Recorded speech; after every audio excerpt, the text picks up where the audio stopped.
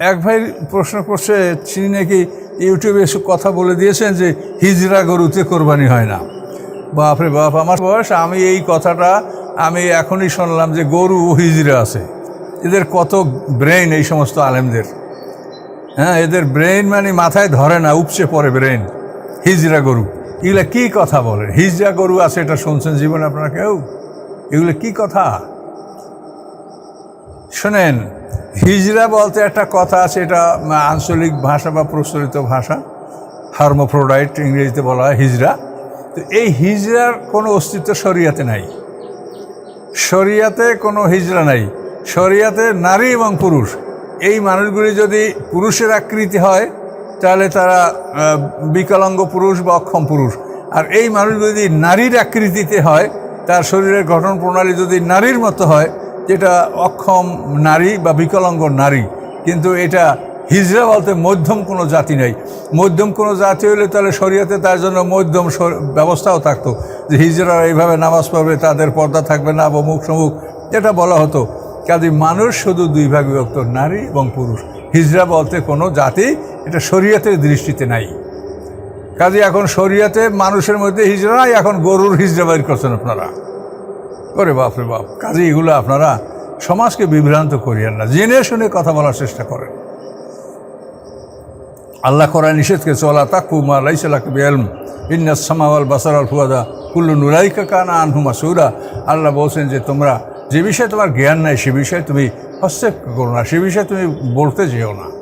কাজে এই জন্য আপনারা এই যে গরু যদি ক্যাস্ট্রেটেড হয়, মানে বিচি ফেলানো হয়, তারপরে যদি কোনো গরু গর্ভ না হয়, এগুলি গরু মানে 2 বছর বয়স হলেই যে কোনো গরু, স্বাস্থ্যবান সুন্দর গরু, কোনো ত্রুটি থাকবে না, ত্রুটিমুক্ত গরু, এই সুন্দর ত্রুটিমুক্ত গরু দ্বারা কোরবানি করলে হয়ে যাবে। একেবারে দুর্বল গরুতে কোরবানি হবে না। যে গরুর হাড়ের মজ্জা শুকিয়ে গেছে, এরকম দুর্বল গরু, আজফা যেখানে বলেছে আজফা, এই দুর্বল গরু দ্বারা কিন্তু কোরবানি হবে না। এই কোরবানি আপনারা উট এবং গরুতে 7 জনে মিলে কোরবানি করতে পারেন। আর ছাগল, ভেড়া, দুম্বা, এগুলিতে আপনারা একজনে কোরবানি করবেন। গৃহপালিত পশু ছাড়া কোরবানি হবে না। হরিণ, নীলগাই, তারপরে এগুলি দ্বারা কোরবানি হবে না। খরগোশ, নীলগাই, তারপরে জংলি, অর্থাৎ যেগুলি জংলি জানোয়ার, গৃহপালিত পশু ছাড়া হরিণ দ্বারা কোরবানি হবে না। তো গৃহপালিত পশু, এতে গরু, মহিষ, ছাগল, ভেড়া, এগুলি দিয়ে কোরবানি করবেন। উট, এগুলি কোরবানি আপনারা করতে পারবেন। একটা গরু আপনি একজনে করতে পারবেন, 2 জনে পারবেন, 3 জনে পারবেন, 4 জনে, 5 জনে, 6 জনে, 7 জনে, সর্বোচ্চ 7। এতে কোনো জোর বেজোর সংখ্যা নাই। 1, 2, 3, 4, 5, 6, 7 সব ভাগে কোরবানি করতে পারবেন। 2 জনে দেবেন দেন, 3 জনে দেবেন দেন, 4 জনে দেবেন দেন, যেটা করেন। 7-এর উপরে যাবেন না। 7 ভাগ করলে তখন ওই গরু গোস্তগুলো সঠিকভাবে পালায় মেপে ভাগ করতে হবে। তার কারণ 7 ভাগের কম যদি কারো ভাগে হয়, তাহলে কিন্তু তার কোরবানি নষ্ট হবে। এই জন্য 7 ভাগে কোরবানি সতর্কতা সেই করতে হবে, গোস্ত সঠিক বন্টন করতে হবে, এবং মানুষগুলি যেন এক মনের হয়। 7টা মানুষ যদি এক মনের মানুষ হয়, তাহলে এখানে 7 ভাগে কোরবানি করার মধ্যে একটা বন্ধুত্ব, ভ্রাতৃত্ব সৃষ্টি হবে, এক জায়গায় উঠা বসা হবে, এক জায়গায় কথাবার্তা হবে, এর মধ্যে একটা সামাজিক একটা উপকারিতাও আছে।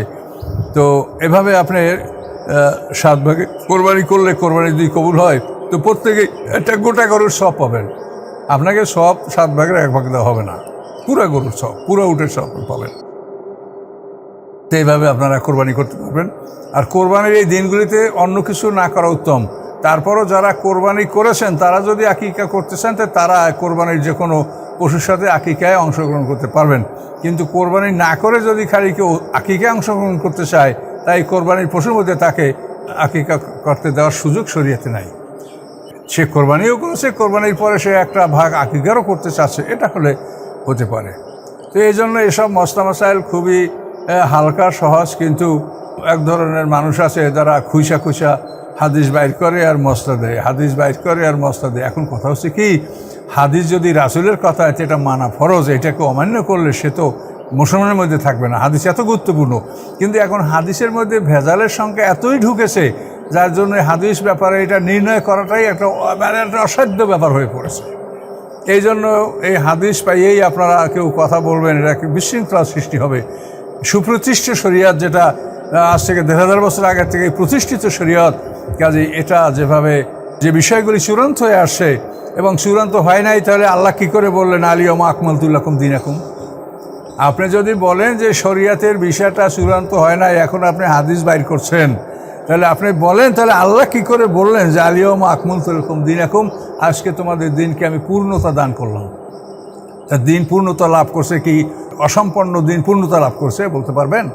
তাহলে দিন সম্পূর্ণই রাসূলের জামানায় এটা পূর্ণতা লাভ করেছে, কোনো কিছু বাকি নাই। কাজে আপনার এখন একটা জিনিস বাইর করিয়া সেটা বলবেন যে এই পাওয়া গেছে এই পাওয়া গেছে, এগুলো কিন্তু ঠিক হবে না। আপনারা বরং আল্লাহ রাসূল তার জীবদ্দশায় তিনি দিনকে কমপ্লিট করেছেন এবং দিন সুপ্রতিষ্ঠিত হয়েছে এর ঘোষণা আল্লাহর পক্ষ থেকে পেয়েছেন। তো ওই সময়ের অবস্থাটা আপনি জেনে শুনে কথা বলার চেষ্টা করেন এবং ওইটা জানার জন্য আপনি গবেষণা করেন। হাদিসে কি পাইছেন এটা আপনি চিন্তা না করে যে রাসূলের সময়, ওই সময় তো হাদিসের কোনো গ্রন্থই লেখা হয় নাই, তো কীভাবে ওই সময় দিনটা পূর্ণতা লাভ করেছিল সেটা দেখেন। এবং আপনি অনুসন্ধান করলে দেখতে পাবেন যে প্রত্যেকটা বিষয় কোরআনে বিস্তারিত বর্ণনা দেওয়া আছে। ওয়াকুল্লা শাইইন ফাসসালনাহু তাফসীরা। আল্লাহ বলেন ফাল হাক্কু ওয়াল হাক্কা আকুল, সত্যের কসম আমি সত্য বলি। তাহলে আল্লাহর কথায় কোনো মিথ্যা নাই, প্রত্যেক জিনিসের বিস্তারিত বিবরণ কোরআনে আছে। কাজে কোরআন থেকে আপনারা বিষয়গুলি খুঁজে বের করেন এবং বিশুদ্ধ হাদিসগুলি রাসূলের কথা যেগুলি কোরআনের সাথে হুবহু মিলে যায় এগুলি রাসূলের কথা হিসেবে ধরেন।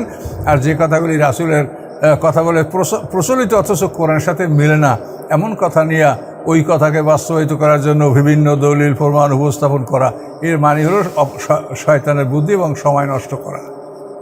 একটা হাদিস বলার জন্য কোরআনের সাথে মিলছে না, তখন এভাবে সেভাবে নানাভাবে সেটাকে প্রতিষ্ঠিত করার জন্য সমাজে মানুষের চেষ্টা চলছে। এটা কিন্তু খুবই অপব্যয় এবং সময় নষ্ট। আপনি দেখেন কোরআনে যা তাই আপনি মানেন, কোরআনে কোন জিনিসের অভাব আছে আমি তো দেখি না, আপনারাও দেখবেন না। কোরআন সবাই, এটা আমার একার না। কাজে আপনারা সবাই এটা নিয়ে চিন্তা করেন, গবেষণা করেন, সবাই এর থেকেই আপনারা ফয়সালা পাবেন। আর হাদিসের ব্যাপারে শুধু দেখবেন যে রাসূলের কথাই যদি হয় সেটা কখনো কোরআনের বিপক্ষে হবে না। তো যে কথাগুলি, যে হাদিসগুলি কোরআনের পক্ষে, কোরআনের সাথে মিলে যাচ্ছে, ওগুলি আপনি বিশুদ্ধ হাদিস মনে করবেন। আর কোরআনের বিপক্ষে গেলে তা যতই সহি হোক সেটাকে সহি মনে করার কোনো যুক্তি নাই। তো একটু কথা আরও বলে নিয়েছি, এই কোরবানি শুরু হবে আপনার চাঁদের মাসের 10 তারিখে সকালবেলা। আপনি চাষতে রক্তিদের নামাজ, চাষতে বলতে বুঝাবে যে আপনি চোখের দৃষ্টিতে তাকাই দেখবেন যে সূর্যটা মানে পূর্ব দিগন্ত থেকে, মাটি থেকে মনে হয় যেন 12 হাত উপরে উঠে গেছে। এই 12 হাত উপরে উঠলে মনে করবেন যে চাষতে রক্ত শুরু হলো। তো ওই সময় আপনি ঈদের নামাজ পড়বেন এবং দ্বীপ্রহরের পূর্বক্ষণ পর্যন্ত এটার সময় আছে। তো এই ঈদের নামাজ আপনি আদায় করে তারপর আপনি কোরবানি করবেন। তো ঈদের নামাজের আগে কোরবানি করা বৈধ হবে না। কেউ করলেও আল্লাহ রাসূল তাকে বলছে তুমি আবার করো, ঈদের পরে, ঈদের নামাজের পরে কোরবানি করতে হবে। এই 10 তারিখের নামাজের পরে, ঈদের নামাজের পরে আপনি কোরবানি করবেন। কোরবানি করার পরে আপনি 10, 11, 12 তারিখ সূর্যাস্ত পর্যন্ত আপনি কোরবানি করতে পারবেন। এইটা হলো আপনার কোরবানির সময়। তো এর মধ্যে আপনি দিবারাত্রি আপনি কোরবানি করতে পারবেন। কিন্তু 12 তারিখের সূর্যাস্তের পরে আপনি কোরবানি করলে, যদি না করে থাকেন আগে কোরবানি করলে, এই গোশত সবই এতিম মিসকিনকে বিলিয়ে দিতে হবে। এই গোশত আপনি খেতে পারবেন না। এটা হলো একটা আইন। কেন? আল্লাহ আপনাকে দাওয়াত করছে, এই গোশতটা আল্লাহর, এটা খাবার আল্লাহর, এটা আপনি আল্লাহর টাইম মতো আপনাকে আসতে হবে না। টাইম না হলে আর হবে না। এই কোরবানি পশু জবে করে, পশু আপনি নিজে জবে করবেন। যদি অন্য দিয়ে জবে করান তাহলে তাকে মজুরি দিবেন। কোরবানির গোশত যারা বন্টন করে তাদেরকে টাকা দিয়া, মজুরি দিয়া তাদের দ্বারা এই কাজ করাবেন। তার কারণ অনেকে আশায় বসে থাকে যে আমি গরুটা বানালে, গরুটার গোশত কাটলে আমাকে কিছু গোশত দিবে। আর আপনি মনে করেন যে ওরা কাটছে করছে তো ওদের কিছু গোশত দিয়ে দিই, তাহলে কিন্তু আপনার কোরবানি বরবাদ হয়ে যাবে। এই কোরবানির গোশতের বিনিময়ে আপনি কোনো লাভ, দুনিয়াবি কোনো লাভ আপনি করতে পারবেন না। এটা শুধু আল্লাহর জিনিস, আল্লাহর হস্তে। কাজেই আপনার একটা পরিশ্রম একটা লোকে করলো আর কোরবানি গোশত দিয়া তার মজুরি দিলেন, তাতে কোরবানি গোশত বিক্রি করা হলো আপনার। এর জন্য এটা হবে না। আর এই জন্য যারা কর্মচারী, যারা বেতনভোগী কর্মচারী, যাদেরকে খাওয়াতে হয়, বেতন দিতে হয়, তাদের খাবারের ব্যাপারেও দৈনন্দিন খাবারের যে তালিকা ওটা বহাল রেখেই তাদেরকে কোরবানির খাবার দিতে হবে। দৈনন্দিন যে খাবার তারা খায়, এই শিডিউল মাফিক সেই খাবারও তাদেরকে দিতে হবে। ও খাবার যদি আপনি না দেন আর কোরবানি গোশত দিয়ে পূর্ণ করেন, তাহলে কিন্তু এখানেও আপনার যে আপনার চাকরকে বেতন দেওয়া হলো কোরবানি গোশত দ্বারা। এই জন্য ওদেরকে খেতে দিতে হবে, কিন্তু ওই শিডিউল মাফিক প্রতিদিন যে তরকারি পাক করা আছে এটাও পাক করে তাদেরকে খেতে দিতে হবে এবং অতিরিক্ত কোরবানি গোশত তারা খাবে।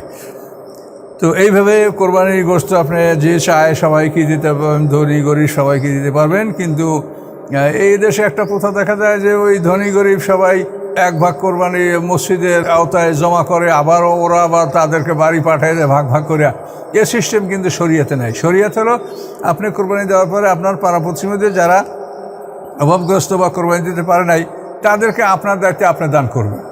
আপনি মসজিদে দেবেন, তারা আবার আপনার বাড়ি পাঠাই দেবে, এটা কি? এটা আপনি বলেন যে এটা কি, এটার মধ্যে কী থাকতে পারে?